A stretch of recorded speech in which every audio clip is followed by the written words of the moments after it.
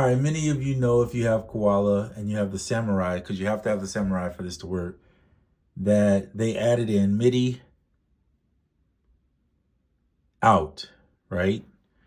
And what's cool about that is you could control your hardware. I think Merrick did a video on it, showed you can control your hardware and do all the sequencing in here. You can also control your iOS AUV3s, which is kind of cool. So it's pretty simple to set up. Once you have it, you click the samples, you move your MIDI out into, you just drop one into, you have to be on the sample page, into here, and each one can represent an instrument. So if you click on one, you'll see, usually it'll just say all, but you can set it up for output here, and then you can change the channels. Now I prefer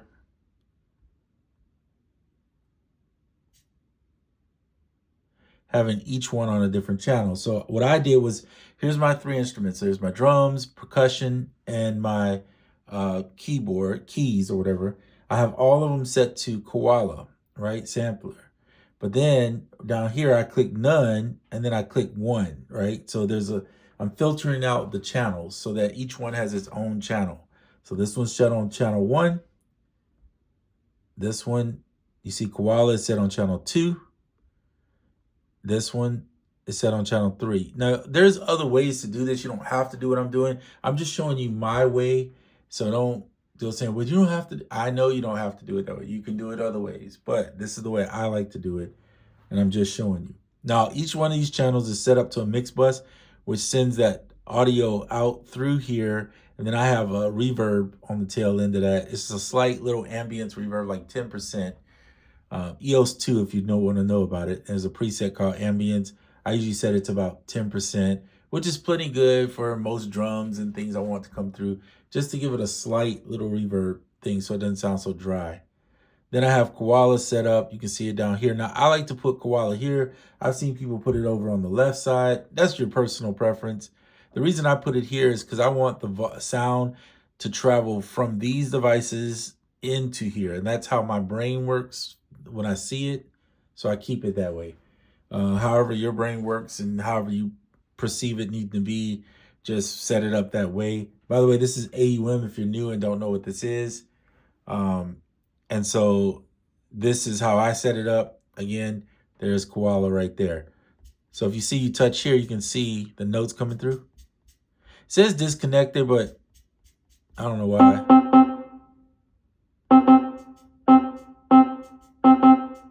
So I don't know if it's because I'm touching another one and then it becomes disconnected. It's kind of weird. I don't get it. You do see the velocities on here. They're all hitting at 60.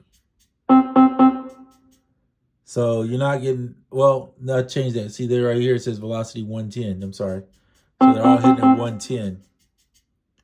So you'll have to change velocities if you want, or use a keyboard. I have a keyboard that's sitting right here, which I'll gladly use in a minute. Let's see if I hit the keyboard, does it change? Hold on, let's see if I set it back.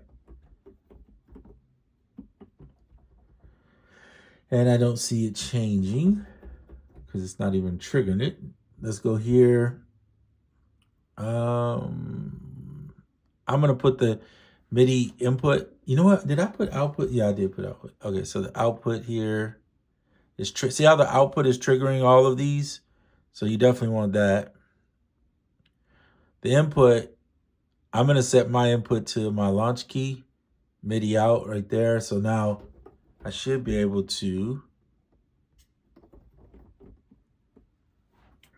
record here. I'm not getting any sound from it, but okay, we'll figure that out in a second. Oh, you know why? Because I think in here you have to be in the keyboard mode. Yeah, that's how it works. So now it works. Koala, you have to be in the keyboard mode to do it. By the way, to get here, usually when it starts out, it's going to be in pentatonic on most people's stuff, and it's going to be in that grid form. I put mine in chromatic because I just want to see the whole thing, and I go right to here. Now, wherever you click,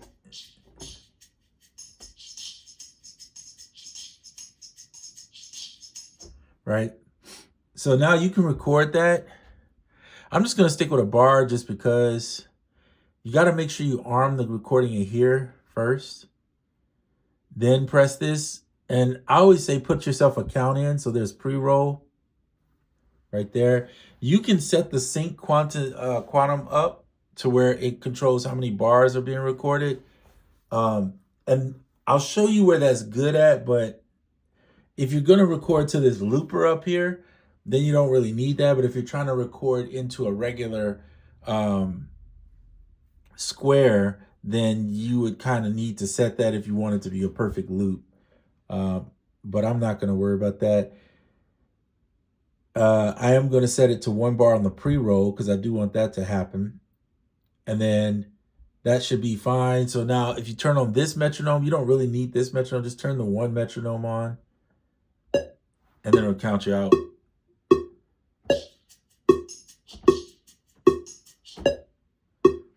But you see it's missing notes, right? So you might have to put them in.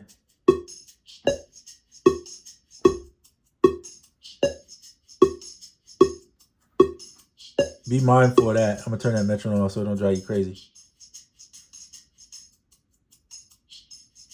So you see how I did that? Just a 1 bar. This will give you the perfect loop, technically. Now, I know there's a way. I'm going to close this out. That if you wanted to, you could just go ahead and click up here and go to resample that loop, right? You could add some effects or you could just resample and now you have the perfect loop. That's an easy way to do it. Just hit resample loop, boom, done. But if you tap here, I think it records it anyway right here. Yeah, so you can also tap and then just, I don't know what that little boom is. Oh, because it's hitting the, see now it's triggering something else in the MIDI. That's the only problem with that. So you do better to probably just go up here and go resample loop. See, I wish it wasn't trick. Oh wait, why did it do that? Hold on. And the problem is you can't undo. So whatever I did there, I just messed up. But it should resample here. It might be a glitch there because that's weird. Because okay, so here's a loop, right? Let's see where it resamples. Resample the loop. I don't know why it wants to resample there when there was something already there. So let me go back and put another MIDI in. You gotta grab it from the actual touch there, and then we'll have to set this one back up to AV3, and I had it on number 3. Yep. So again, remember, you need to be in this in order to use that.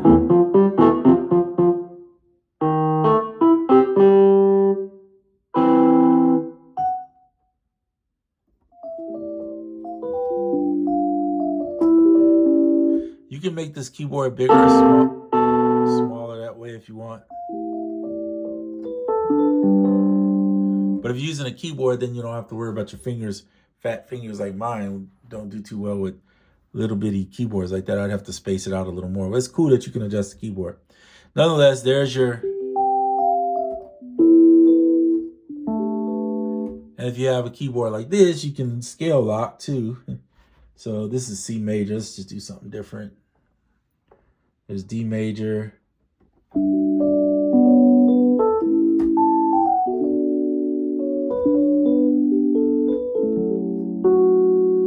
So I'm scale locking to D major, and then I can just play. It doesn't matter. As long as I'm playing the white keys, I'm playing in the key.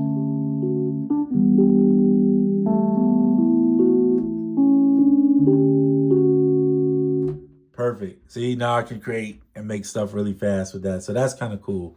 And I believe, if I'm not mistaken, the miniature version of this, which is cheaper, doesn't have all the bells and whistles and missing like the wheels and stuff. It just has the, but if you just need that scale lock stuff, that's what you want, and you want a smaller version with 37 keys, you can grab that one and still, I think, scale lock.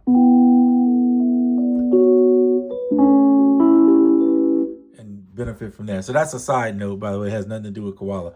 Okay, so there's that, right? Then you have this one. Select that one. Oh, let me take the scale lock off.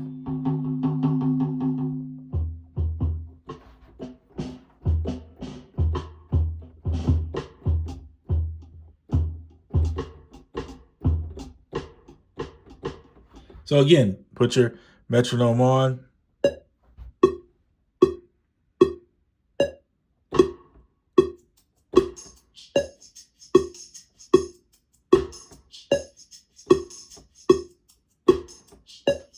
So it's not recording. Hold on one second. I forgot to hit the record. Got to hit the record. Remember that. If you're going to record into here the way I'm doing it. All right. So now here we go. Let's try that again. Gives you 1 bar count in.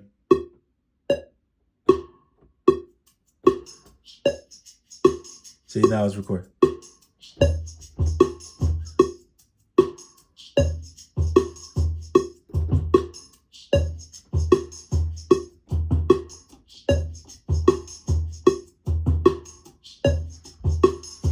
So it's a looper now. It's almost like we got a looper in Koala. Just by having that, you can use the sequences and start looping stuff. Now, remember, this is not actually record. The audio is not in Koala. You have to have the device. So in order to get it back in, you're going to have to record it into Koala. Let's turn that metronome off so it don't drive me crazy. But you see how quickly you can throw together a nice little loop. Now I'm just going to double it up. Actually, we're going to go 4. So now we have 4 copies of that same loop. I'm going to hit this button first, then touch. I'm going to scale lock it. I'm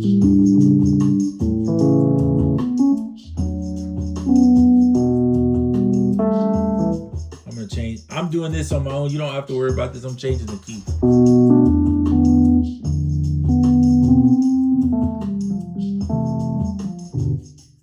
Let's find a key I actually like.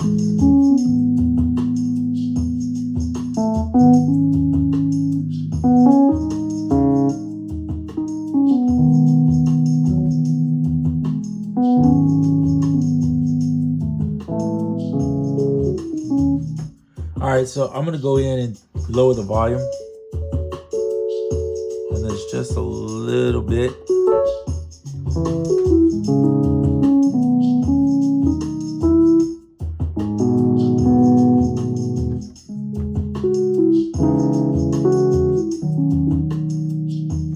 Okay, so let's record that in now. So we'll stop that, turn the metronome on, and then we'll make sure we arm this. And then here we go. Just play something.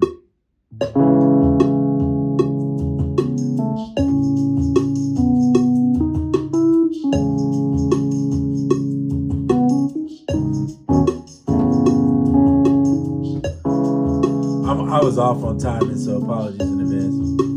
But if you want to go in and adjust,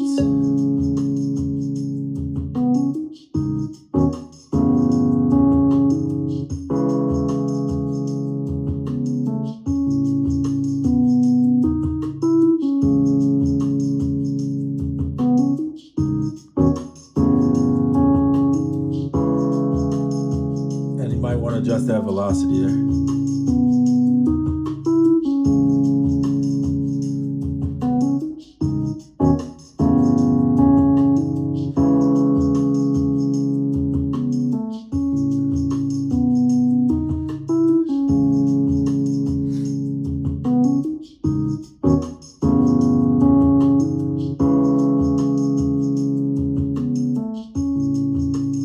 I was off, but I don't care. I'm just showing you how it works, okay?